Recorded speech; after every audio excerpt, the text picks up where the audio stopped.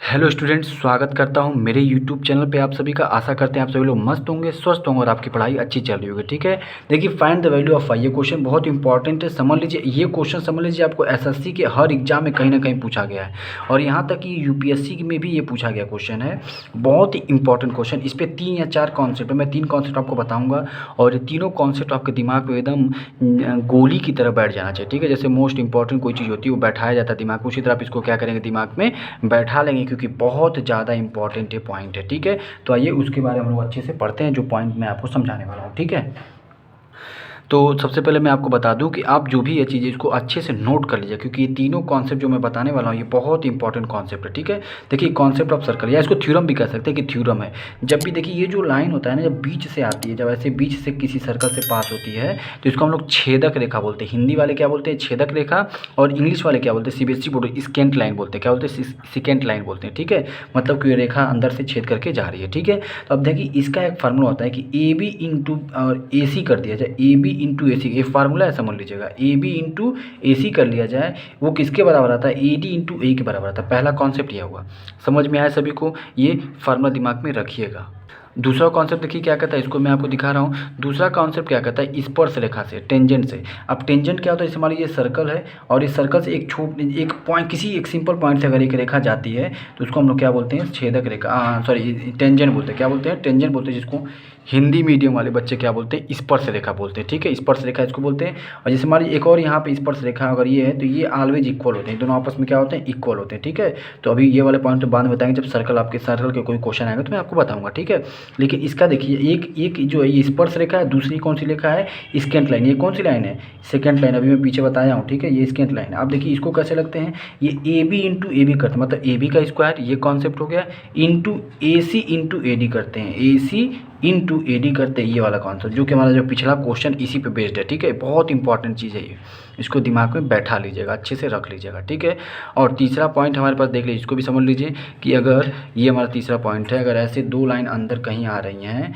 इसको भी हम लोग छेदक रेखा कह सकते हैं। और बीच में कोई जरूरी नहीं कि ये सेंटर में हो, ये जरूरी नहीं कि ये सेंटर ही हो, सेंटर हो भी सकता है, हो भी सकता है और नहीं भी हो सकता है,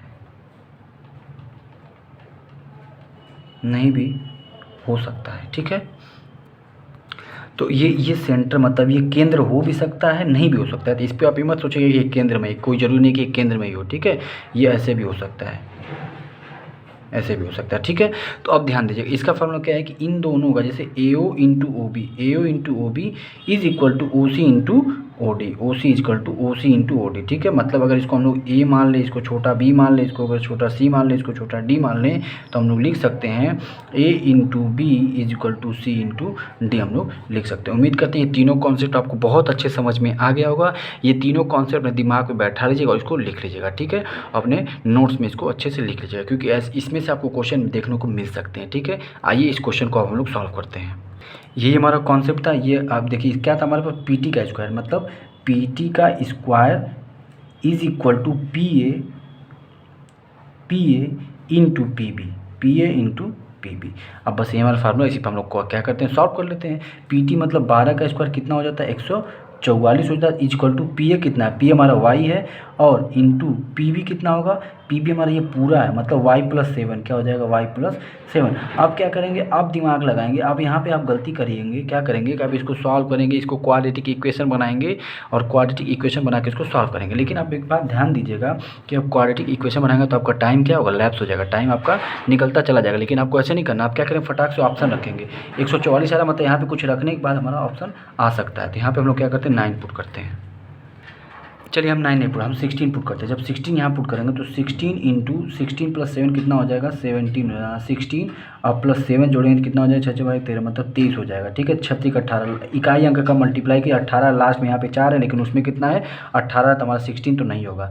9 रख के देखते हैं तो यहाँ 9 इंटू और 9 6 16 हो जाएगा, 6 8 9 6 9 छक्का 54 मतलब 54 आ रहा है, मतलब 144 आ जाएगा। कितना आ जाएगा?